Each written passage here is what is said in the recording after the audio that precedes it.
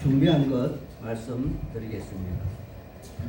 오늘도 지난주에 이래 말씀한 것 이어서 유대인의 7대 절기 중 하나인 나팔절에 대한 말씀을 전해드리고자 합니다. 흔히 유대인들이 나팔을 불 때는 일반적으로 전쟁이 났을 때, 그리고 회중을 긴급하게 모이게 할 때 꿀나팔을 분다는 것입니다. 하지만 절기 때 나팔을 부는 경우가 있는데, 레위기 23장 24절에 보면 그들의 원력으로 새해 첫날인 7월 1일 나팔절에 나팔을 불어야 한다고 그렇게 기록하고 있다는 것입니다. 그리고 레위기 25장 9절에 보면 50년마다 찾아오는 흰년에 대속죄일에 나팔을 분다고 기록하고 있으나, 실제로는 흰년이 언제인지 지금으로서는 잘 알지 못하기 때문에 나팔절에만 꿀나팔을 분다고 보면 되겠습니다. 그렇다면 오늘 본문에서 어디에 나팔을 불었다는 얘기가 있는지, 아니면 새해의 첫날인 나팔절이라는 절기가 있는지 그 전모를 한번 살펴보는 그런 여행을 떠나야 되지 않을까요? 왜냐하면 오늘 성경 본문에서는 꿀나팔을 불었다는 얘기나 아니면 나팔절이라는 절기의 표기가 전혀 보이지 않고 있기 때문일 것입니다. 본문을 한번 살펴보겠습니다. 먼저 시간적 배경입니다. 본문의 43절 첫 음절에 이튿날이라고 기록되어 있는 것은 앞에 42절에 요한의 작은 아들 안드레가 그의 형인 시몬을 예수님께 메시아를 만났다며 강건하여 데리고 온 날이며, 그날에 그의 이름이 예수님에 의해서 대화, 즉 베드로라 그렇게 바뀌어진 그 다음 날이라는 것입니다. 다음은 이 사건이 일어난 지명, 즉 공간적 배경을 알아보겠습니다. 베세다, 즉 갈릴리 호수에서 물고기를 잡기 위해서 갑작스레 그 갈릴리 호수 건너편에 생기는 그러한 신흥 도시이며 일명 어부들의 집이라고도 하는 지명의 베세다라는 것입니다. 세 번째, 등장인물들은 모두 베세다 출신의 사람들이며, 여기에 나다나엘만은 갈릴리 가나 출신입니다. 그런데 여기 나다나엘에 관한 인물은 유독 이곳에서만 등장하고 다른 성경에는 어떤 곳에서도 등장하지 않으므로 학자들 사이에 그가 진정 누구인가 여러 의견들이 분분합니다. 첫째, 나다나엘에 관한 그러한 이야기로서 그의 이름의 뜻은 헬라어로 하면은 하나님의 선물이란 그러한 뜻입니다. 이런 뜻을 가졌기에 히브리어로 마태가 하나님의 선물이라는 그러한 뜻과 일치하기에 혹 마태복음을 지은 세리 마태가 나다나엘이 아닌가 그러한 학설도 있습니다. 두 번째는 바돌로메라는 예수님의 12사도 중 한 명이라고 하는 그러한 학설이 유력합니다. 왜냐하면 적두어 바는 누구누구의 아들이라 이란 말이기에 바돌로메는 돌로베의 아들로서 실제 이름이 아니라는 것이며, 그가 바로 나다나엘이 아닌가 그러한 학설이 유력하다는 것입니다. 다음은 당시의 정황적 상황을 말씀드리겠습니다. 43절 하반절에 보면 우리의 예수님이 오병이의 기적을 앞으로 일으킬 것인데, 지금 일어난 사건은 아니죠. 그 다음에 일으킬 그런 여기 베세다에서 처음 빌립 사도와 만남이 이루어졌고, 즉시 그를 부르시고 따르라 그렇게 말씀하신 것입니다. 그런데 빌립 사도는 아무런 미련도 없이, 혹은 베드로 사도가 그물을 버려두고 따랐고, 또 사도 요한은 그의 배와 아버지를 버려두고 따랐다는 것처럼 어떤 다른 미련 둘 만한 그런 가치가 전혀 없는 그런, 혹은 심지어 부모님마저 없는 그런 분이 아닌가 그렇게 빌립 사도는 그렇게 여겨진다는 것입니다. 그러하기에 그는 아무런 부담도 또한 변명도 없이 즉시 예수님의 부르심에 응하는 그런 모습을 보이고 있는 것이 아닌가 하는 그런 추측을 하게 된다는 것이죠. 그런데 그런 그가 기쁨에 넘쳐 아마 전부터 꽤 친한 친분이 있는 나다나엘을 찾아가 몹시 흥분된 의지로 이렇게 소개합니다. 모세가 율법에 기록하였고 여러 선지자가 기록한 그 일을 우리가 만났으니 곧 요셉의 아들 나사렛 예수니라 라고 말을 합니다.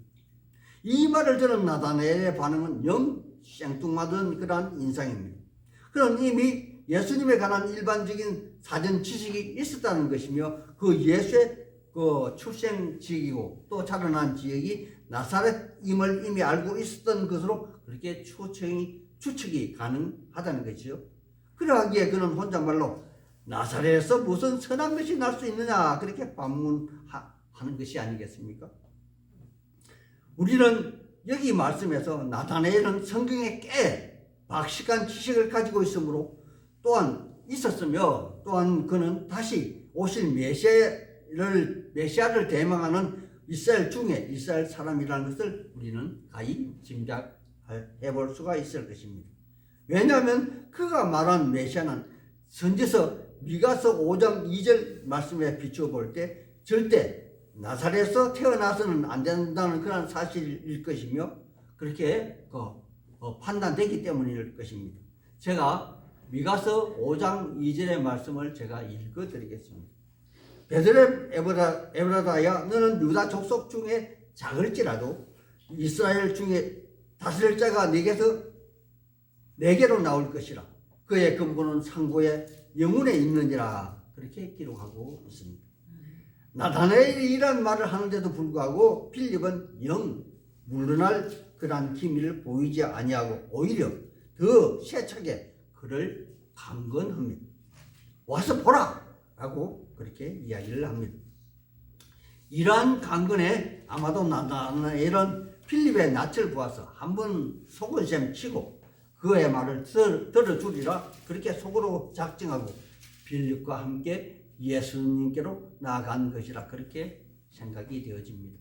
그런데 이번에는 우리의 예수님이 그에게 나오는 나다나엘의 모습을 보고는 아마도 지금껏 상상하지 못한 전혀 뜻밖의 말씀을 그에게 주시고 있습니다.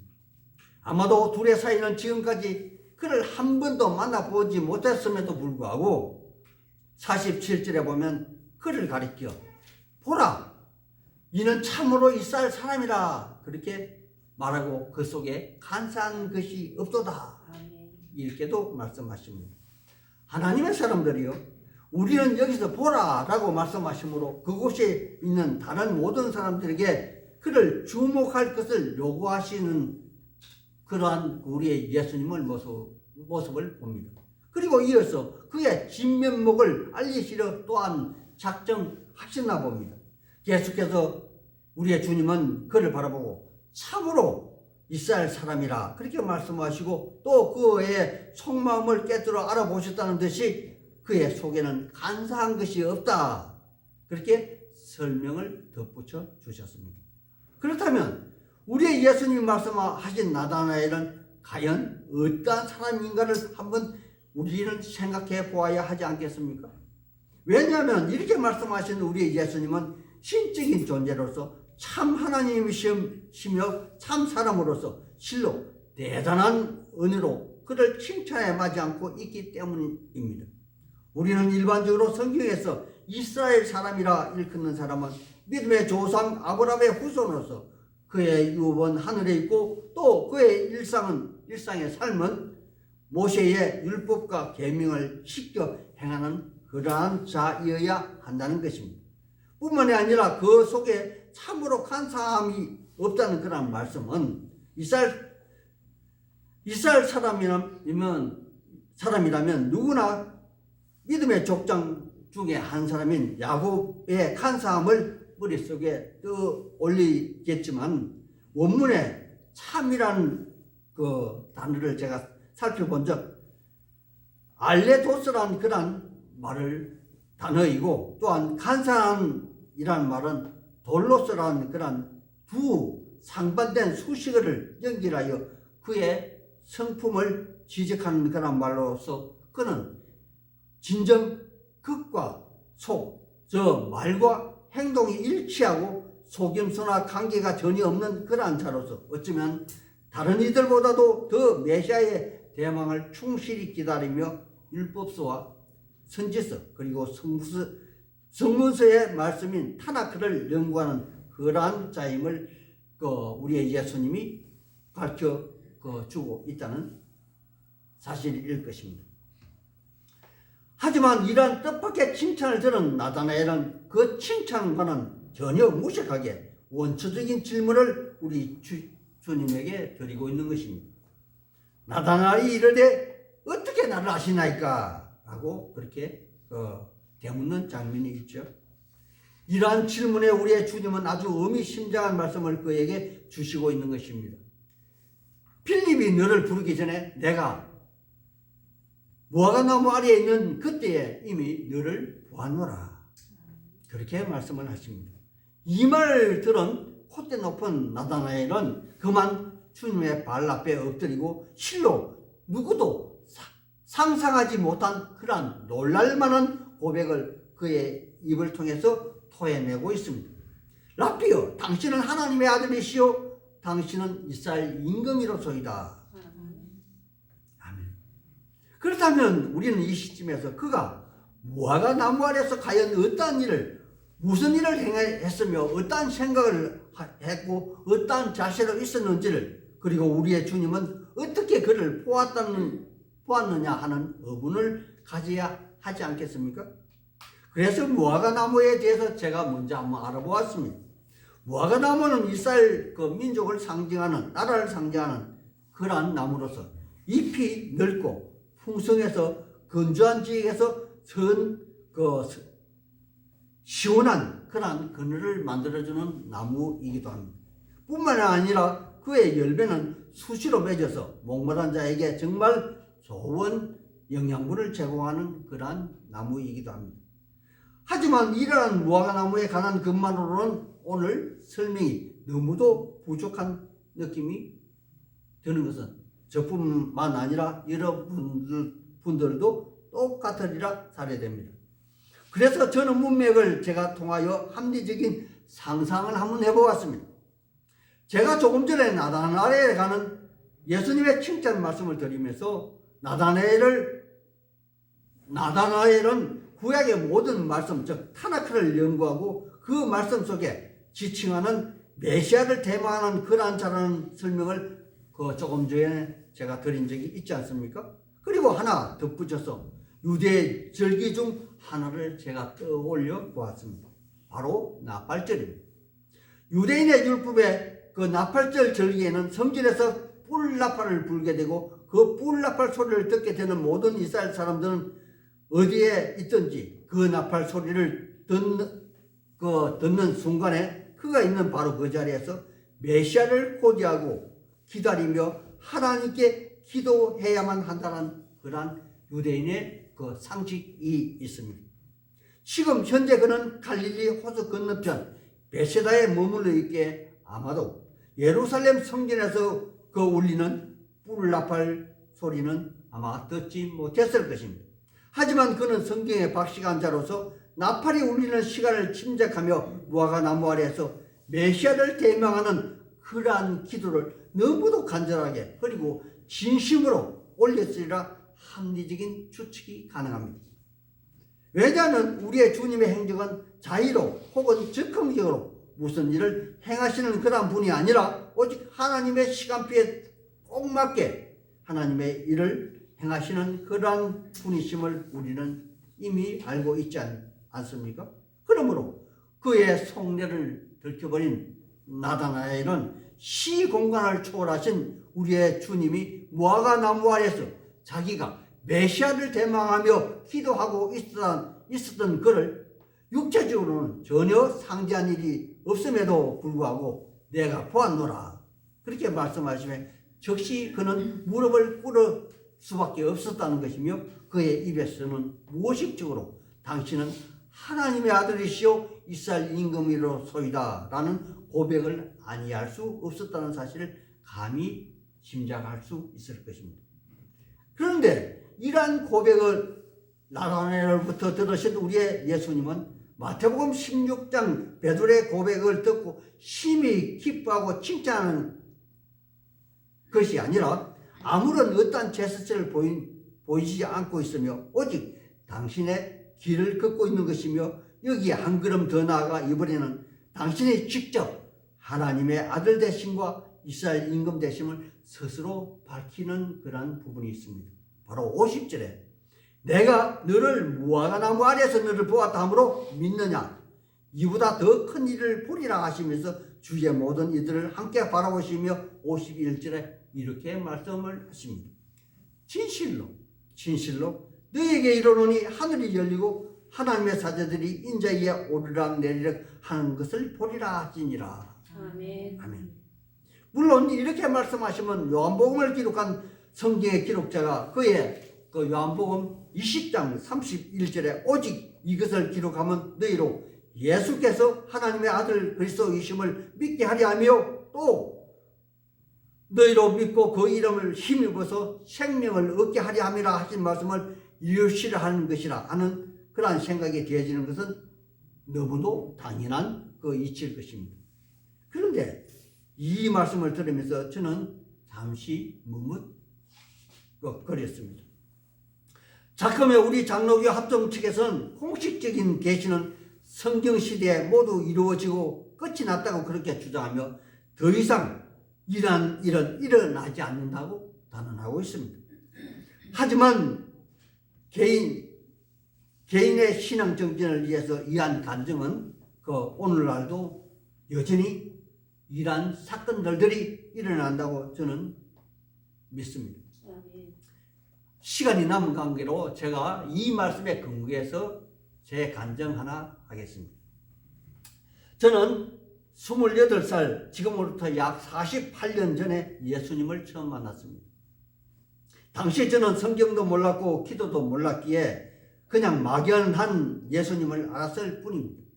그런 내가 하나님의 강건하심으로 기도원에서 장기 금식을 하면서 기도구리에서 기도하는 중에 나에게 하늘 문이 열리는 그러한 기적을 체험한 적이 있습니다.